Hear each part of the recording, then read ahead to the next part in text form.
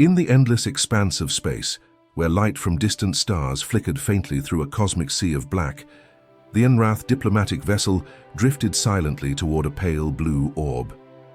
It was a ship unlike any human design, a living organism, its surface pulsating with faint bioluminescent hues that shifted like the tides.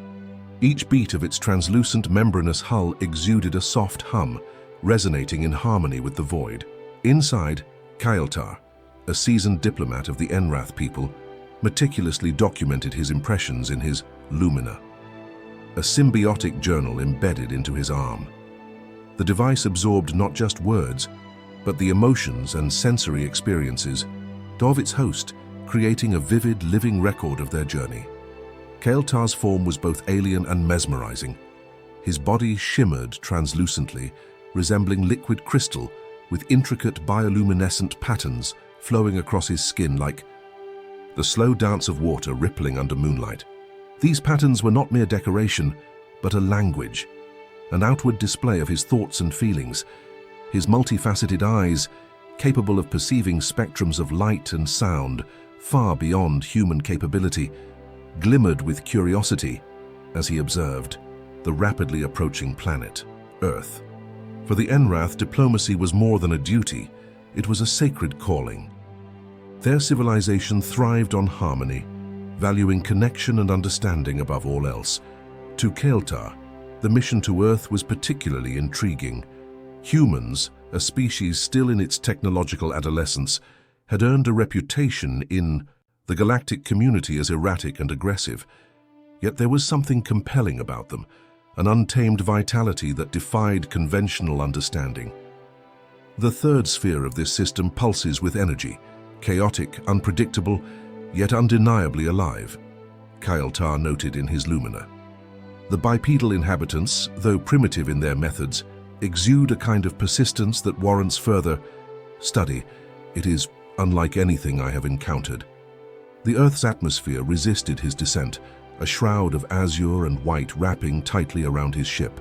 As the vessel entered the exosphere, its organic hull adapted seamlessly, shimmering with heat absorption, as if breathing in the friction. Below, Kyle-Tar could see vast stretches of ocean glittering under the sunlight, the continents sprawling like ancient scars across the planet's surface. His destination, a structure suspended between Earth and space itself, known by the humans as the International Space Station, hovered ahead, a metallic construct orbiting in quiet defiance of gravity. The docking procedure was uneventful, yet the air in the station was thick with tension. Kyle-Tar could sense it even before he set foot inside. Human voices, sharp and clipped, echoed through the sterile corridors as the diplomatic team prepared to meet him. Kyle-Tar adjusted the soft folds of his ceremonial cloak, a shimmering fabric that responded to his emotions, shifting from a calming blue to a welcoming green. As the airlock hissed open, he stepped forward, his bioluminescent patterns softening into a tranquil glow meant to signify peace. The human delegation stood rigidly, their faces carefully composed. At their head was Commander Sarah Bennett, a woman whose sharp eyes and firm posture spoke of discipline and command. She stepped forward, her boots echoing on the metallic floor, and extended a gloved hand. "Welcome," she said, her voice steady but carrying an edge of caution. "I am Commander Sarah Bennett, leader of this delegation. We've been expecting you." Kyle-Tar inclined his head, the luminescent swirls across his skin deepening into a respectful shade of cobalt blue. His voice, rich and layered with harmonics, resonated softly in the confined space. "Greetings, Commander Bennett. I am Kyle-Tar, of the Enrath. I bring no weapons, only the desire for understanding and the hope for harmony between our peoples." The translator device clipped to Bennett's suit worked flawlessly, but it could not capture the visual language of Kyle-Tar's bioluminescence. To her team, the alien's shifting colors were incomprehensible, yet Bennett's sharp instincts told her they were significant. She studied Kyle-Tar's movements and patterns carefully, her expression betraying neither fear nor trust. "Understanding is a good place to start," she replied after a pause. "We'll escort you to the main chamber." As they moved through the station's corridors, Kyle-Tar's multifaceted gaze roamed freely. absorbing every detail. The station was a stark contrast to the organic elegance of his ship. Here, everything was cold, metallic, and utilitarian.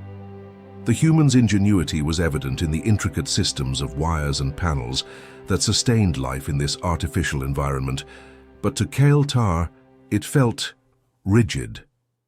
His lumina pulsed faintly as he recorded his impressions. These humans, he noted silently, build their worlds not as extensions of themselves, but as fortresses against the universe. Their existence seems shaped by conflict, against their environment, against one another. Yet, within that struggle, there is a profound resilience, a spark of something extraordinary. In the main chamber, the tension thickened. The human delegation sat across a circular table, their body language guarded. Kyle Tar took his place on the opposite side, his luminescent patterns shifting into a soothing gradient of green and amber. The discussion began cautiously, with Kyle Tar offering insights into the Enrath's peaceful ethos and their desire to integrate Earth into the larger galactic community.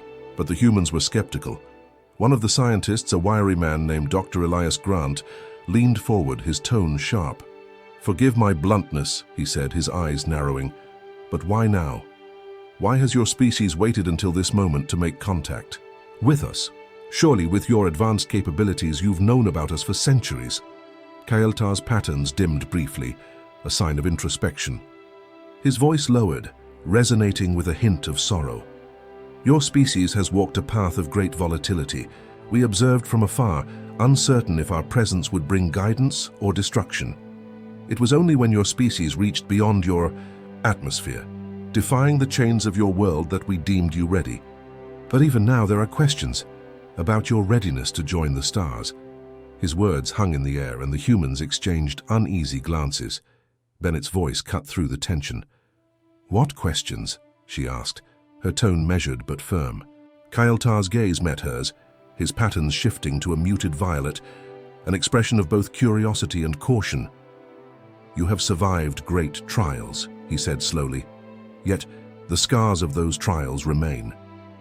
There is an energy within your kind, a duality of destruction and creation. To embrace the stars is to choose harmony over conflict. The question is not if you are capable, but if you are willing." Bennett stared at him, her expression unreadable, and for a moment the room was silent. Then she spoke. "That's something we'll have to prove," she said quietly. "To you and maybe to ourselves." Kale Tar inclined his head, his patterns softening into a neutral glow. His lumina pulsed faintly as it recorded the exchange, capturing not just the words but the undercurrent of tension and hope that filled the room. And as the station drifted silently above the blue planet, the first threads of an uneasy alliance began to weave themselves together, even as shadows of the past loomed unseen, waiting to surface.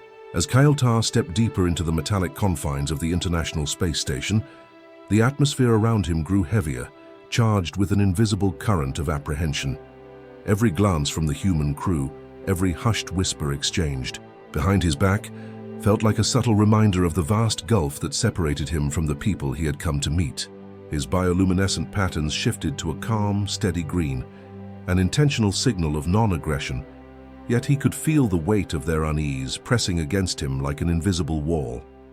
The main chamber, where the discussions would continue, was a circular room lined with displays and instruments that hummed softly with energy. The sterile brightness of the lighting reflected off polished metal surfaces, creating a cold, almost clinical environment. For Kale Tar, the sharp edges and inorganic design felt foreign and unnerving, a stark contrast to the flowing organic architecture of Enrath spaces. Commander Bennett stood at the center of the room, her posture rigid, exuding an air of authority. The other members of her delegation formed a semicircle behind her. Dr. Elias Grant, the wiry scientist who had earlier challenged Kyle Tar, hovered close, his eyes darting between the alien and the instruments monitoring his vitals. A tall woman in a navy blue uniform, Lieutenant Rachel Vega, stood silently with her arms crossed, her expression a mask of skepticism.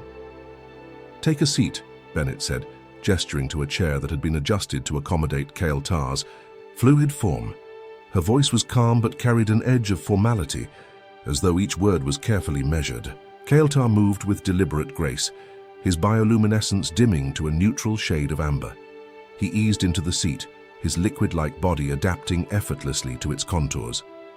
The translator embedded in his lumina chirped faintly as it began, processing the languages and vocal nuances of the humans around him. "I appreciate your hospitality," Kael'thar said, his voice a rich harmony of tones that resonated softly in the chamber. His gaze swept across the room, his multifaceted eyes catching every subtle twitch of emotion in the humans' faces. "I understand that my presence may be unsettling, but I assure you, my purpose here is one of peace." Dr. Grant leaned forward, his skepticism as sharp as the angles of his face. "Peace is a vague term," he said, his voice tinged with doubt. "What exactly does your species define as peace? Is it submission, compliance? History has shown us that peace often comes at a cost." Kael'thar tilted his head slightly, his bioluminescent patterns flickering briefly with a soft violet hue. Contemplation. "For the Enrath, peace is balance, harmony between individuals, between societies, and with the universe itself. It is neither submission nor dominance, but an equilibrium, where all voices are heard and all needs are met." "That sounds idealistic," Lieutenant Vega interjected, her tone cool. "But what does that look like in practice? You've studied us, haven't you?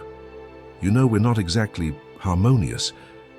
A faint ripple of aqua blue pulsed across Kael'thar's translucent form, a signal of understanding. "Indeed, humanity's history is fraught with conflict," he admitted, his tone free of judgment. "But within your chaos lies an undeniable strength. Your resilience is extraordinary. It is what brought me here, to learn from you as much as to share with you." Bennett's sharp gaze locked onto him, her expression unreadable. "And what exactly do you hope to gain from us?" she asked, her voice steady but probing. Kael'thar hesitated for a moment, the glow of his patterns dimming, as if retreating inward. "Perspective," he said finally. "Your species is unique in the galaxy. Your capacity for destruction is matched only by your capacity for creation. In you, I see the potential for something transformative, not just for yourselves, but for the stars beyond." The room fell silent, the weight of his words settling over the delegation. For a moment, the hum of the station's systems was the only sound. Then Dr. Grant broke the silence, his voice softer, but still laced with doubt. "You said earlier that you deemed us ready only recently. Ready for what exactly?" Kael'thar's bioluminescence shifted to a muted shade of violet. "Ready to join the greater galactic community. But readiness is not simply about technology or capability. It is about the willingness to transcend division and embrace unity. That is the question you must answer, not for me, but for yourselves." Bennett leaned back slightly, her expression thoughtful. "I speak of unity, but the truth is, we're far from united even within our own species. How do you expect us to contribute to something larger when we can't even fix what's broken down here?" Kael'thar's gaze softened, and his patterns rippled with a warm gold, a rare display of compassion. "Every species begins with fractures," he said gently. "Even the Enrath. What matters is the journey toward healing. And sometimes it takes the perspective of an outsider to illuminate the path." Before Bennett could respond, a sharp beep echoed through the chamber. One of the displays flickered to life, showing a stream of data scrolling rapidly across the screen. A technician hurried to the console, their expression growing grave. "Commander," they said, their voice tight, "we're detecting a disturbance in the outer sectors of Earth's orbit. It's not natural." Kael'thar's bioluminescence dimmed instantly, his focus sharpening. "What kind of disturbance?" he asked, his voice layered with concern. The technician hesitated, glancing at Bennett before responding. "Unidentified objects, multiple signatures moving fast." The room tensed as the implications of the report sank in. Kael'thar's patterns shifted to a deep indigo, a signal of both vigilance and urgency. "Perhaps," he said slowly, his voice carrying a weight that sent a chill through the room. "The galaxy has decided to test your readiness sooner than expected. If they're coming, we need a plan. Can you help us, Kael'thar? Can your technology or knowledge give us a chance to fight back?" Kyle-Tar's patterns swirled with a blend of blue and green, a signal of hope and determination. I will do what I can. The ship I arrived in is equipped with defensive mechanisms that may buy you time, but if you are to prevail, it will require more than technology. It will require unity. Vega let out a sharp breath, her frustration barely contained. Unity? That's rich coming from someone who's been watching us struggle for centuries. Kyle-Tar turned toward her, his gaze steady, his bioluminescence softening to a pale gold. Unity is forged in crisis, Lieutenant. It is not born from convenience, but from necessity. If there was ever a moment for humanity to rise above its divisions, it is now. Commander, a technician called out from the other side of the room, breaking the tension. The objects have slowed their approach. They're positioning themselves just beyond geostationary orbit. Bennett snapped her attention to the screen, where a visualization of the objects appeared. They were massive, dark, angular ships with spiked hulls that radiated an eerie, pulsating light. Their forms seemed almost alive, as if they were organic, machines bred for war. "They're waiting," Grant said, his voice uneasy. "But for what?" Kyle-Tar stepped closer to the screen, his bioluminescent patterns glowing faintly as he studied the ships.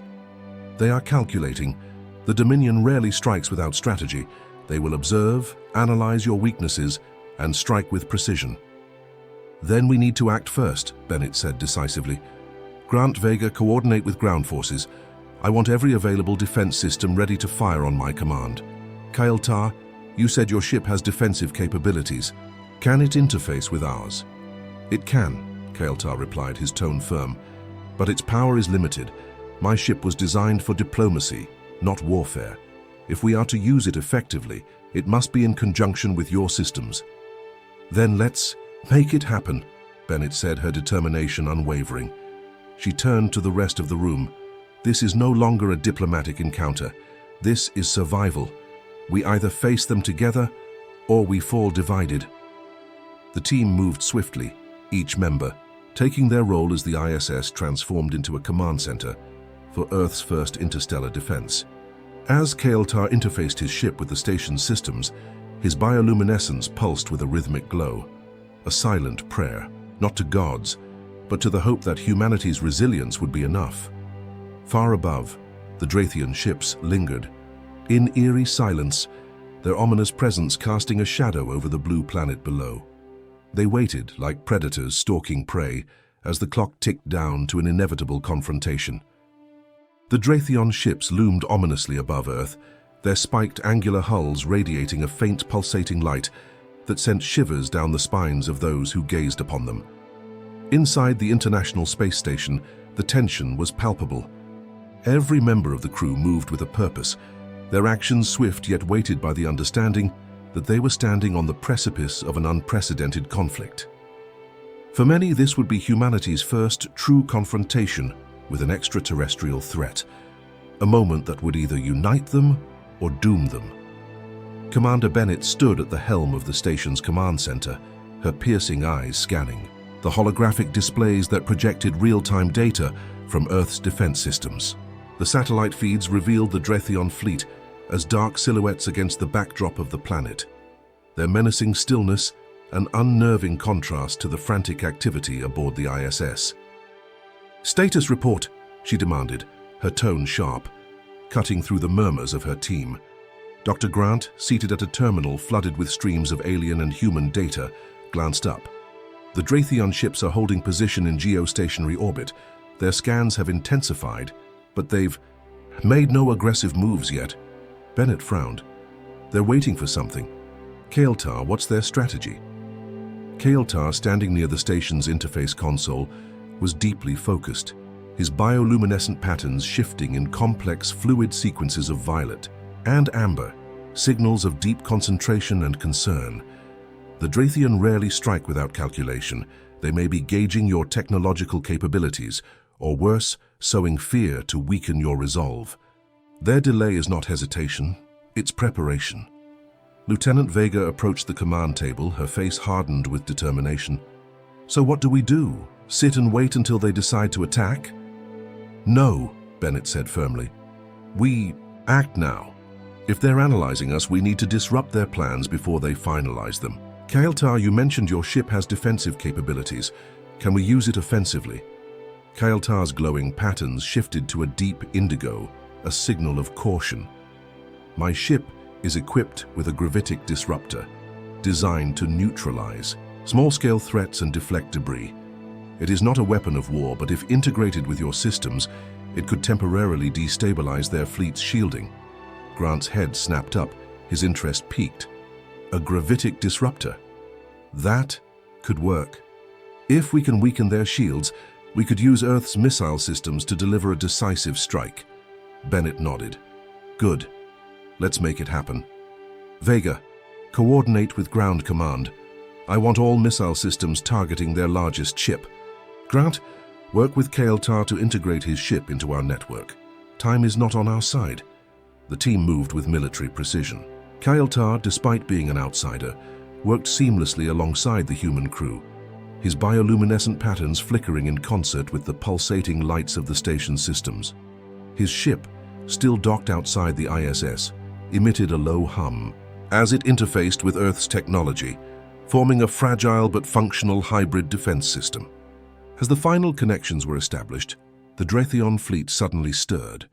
One of the ships broke formation, a massive construct with jagged edges and a menacing organic appearance. It began to descend toward Earth, its surface glowing, with an ominous crimson light. The ship's movements were deliberate, almost taunting, as if daring humanity to make its move. They're testing us, Kael'thar said, his voice resonating with a mix of urgency and warning. This is a provocation. They want to see how you will react. Bennett's jaw tightened. Then we give them something to react to. Grant, Vega status. Grant looked up from his terminal, his expression resolute. Integration is complete. The gravitic disruptor is online and synchronized with our targeting systems. Missiles are locked on target, Vega added, her tone steady despite the tension in the air. Awaiting your command, ma'am? Bennett took a deep breath, her mind racing through the possible outcomes. If this failed, it could provoke an all-out assault, but doing nothing was not an option. She turned to Kael'thar. Will this work? She asked, her voice low but steady.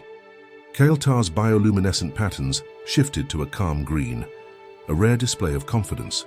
It is a risk, but it is your best chance. The Draythion are formidable, but they are not invincible. Strike decisively, and you may disrupt their cohesion.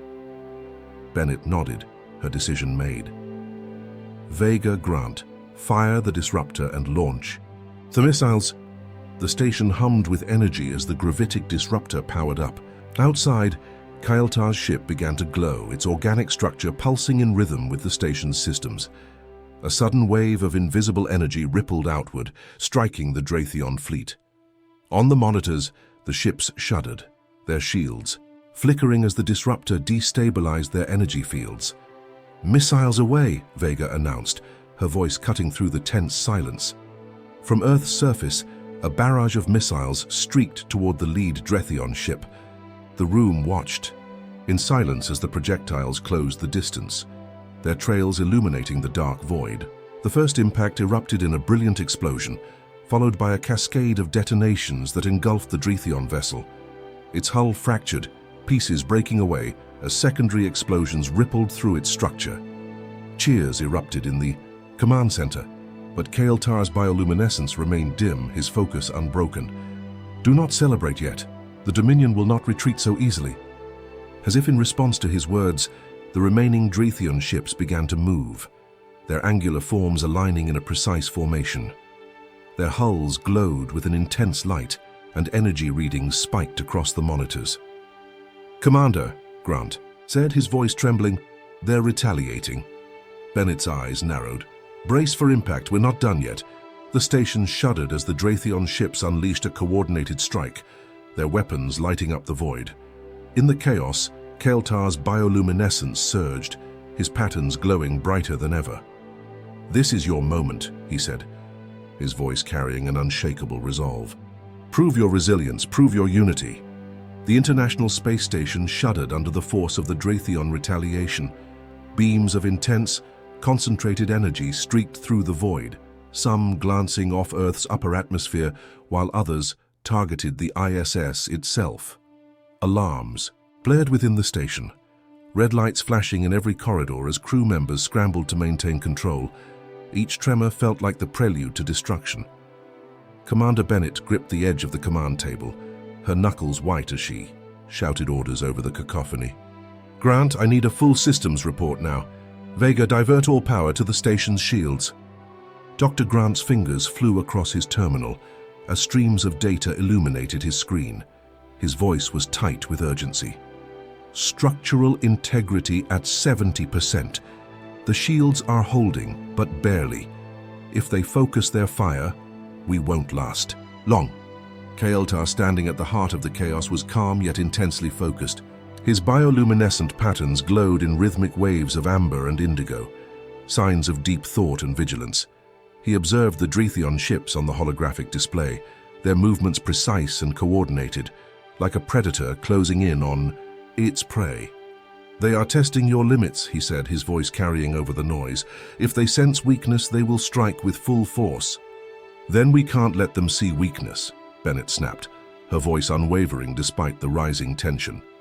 "Kael'thar, is there any way to push your ship's disruptor further?" Kael'thar hesitated, his patterns flickering with shades of pale yellow. "Doubt.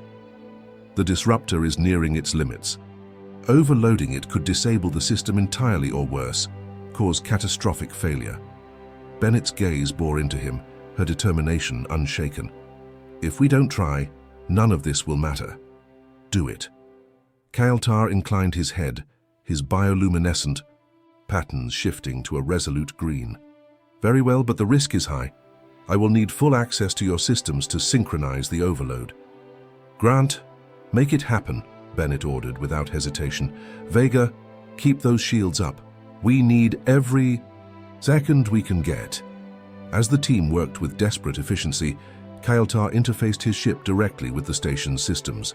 The organic vessel pulsed with an unnatural light, its structure vibrating as it channeled more power into the gravitic disruptor.